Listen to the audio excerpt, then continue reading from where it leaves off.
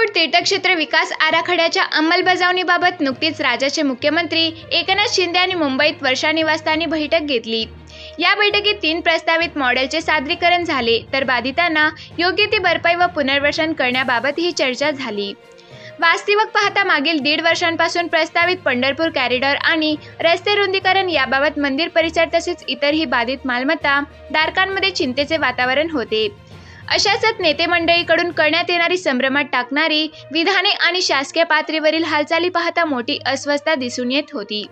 आता पुन्हा विकास आराखड्याच्या अंमलबजावणीची चर्चा सुरू झाली असताना प्रस्तावित कॉरिडॉर आणि रस्ते रुंदीकरण या विरोधात नागरिक एकवटले असून आज श्री विठ्ठल मंदिर परिसरात आत्मक्लेश आंदोलनास सुरुवात झाली।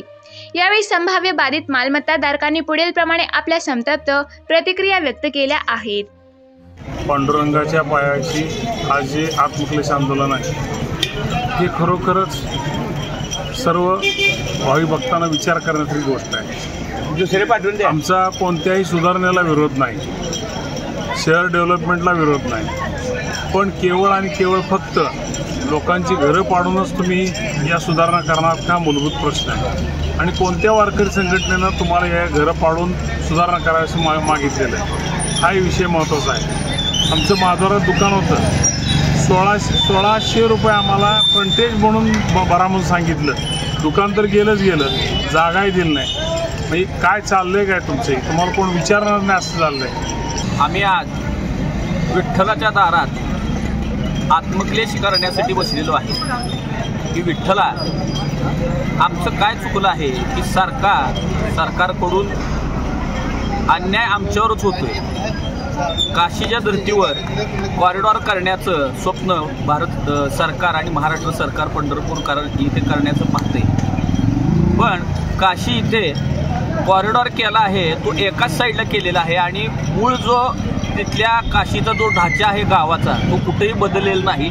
तिथं अजूनही 4-4, 5-5 फुटाची बोळ आहे तशी आहे। मग पंढरपूरलाच 200 फूट, 300 फूट, 100 फूट एवढे मोठं तिथली घरदारं पडून एवढा मोठा इथं कॉरिडॉर करण्याची खरंच गरज आहे का? आत्तापर्यंत आणि आत्ताही इथं वारकऱ्यांना सुविधा दिल्या जात आहेत का हा प्रश्न अजून अनुत्तरितच आहे। नदी इतकी घाण झालेली आहे, नदीला काहीही व्यवस्था नाही। घाटाचा अजूनही काम चालू आहे 2016 पासून, तेही पूर्ण झालेलं नाही। दर्शन बारीची व्यवस्था नीट नाही, दर्शनाला अजूनही 15-15, 16-16 तास भाविकांना तटकळत उभारावं लागते। या कुठल्याही गोष्टीचा विचार न करता प्रत्येक वेळेस विकास करायचा म्हणजे मंदिर परिसरातील घरदारं पाडायची आणि विकास करायचा, ही गोष्ट योग्य आहे का? जर आमची घरदारं पाडून सगळ्या समस्या वारकऱ्यांना सगळ्या सुविधा होणार असतील तर हुशार आमचे घरं घ्या, त्याला आमचा विरोध नाही, विकासाला आमचा विरोध नाही। आज आता आम्ही इथं आत्मक्लेश करायला बसलेलो आहे।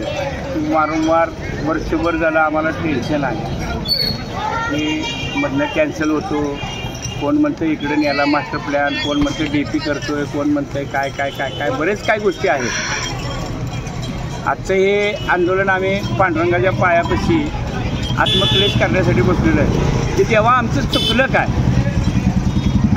त्यासाठी आम्ही आत्मक्लेश केलेलं आहे। वारी झाल्यानंतर सर्व पदाधिकारी, संघटना, तीर्थक्षेत्र विकास आराखडा, तीर्थक्षेत्र बचाव समिती, संतभूमी समिती, गावातल्या विविध संघटना ह्याचे मिळून अद्भुत, अकल्पनीय आणि अविश्वसनीय वारी झाल्यानंतर आंदोलनं सुरुवात होती। आज फक्त एवढंच आहे की शासनाला मिळालेली ज्या माहिती आहेत ह्या खोट्या आहेत। ह्यासाठी कोण बातम्या पुरवतं ह्यासाठी आम्ही आत्मक्लेश करत बसलो। वास्तविक पाहता 2006 साली 1600 अर्ज गेले विरोधात। मागच्या वर्षी 900 ते 1100 लोकांनी विरोधी तक्रारी केल्या। त्या तक्रारी कुठे गेल्या त्याचं काय झालं माहिती नाही। फक्त आराखडे येतात, मंत्री येतात गावात ती मुनगुंटीवार परवा लावते। असा विरोध करू नका, असा कसा विरोध करू नका। दरवर्षी तुम्ही मास्टर प्लॅन करताय, दरवर्षी DP करताय, गाव काय सपाट करायचा विचार चालू आहे का तुमचा?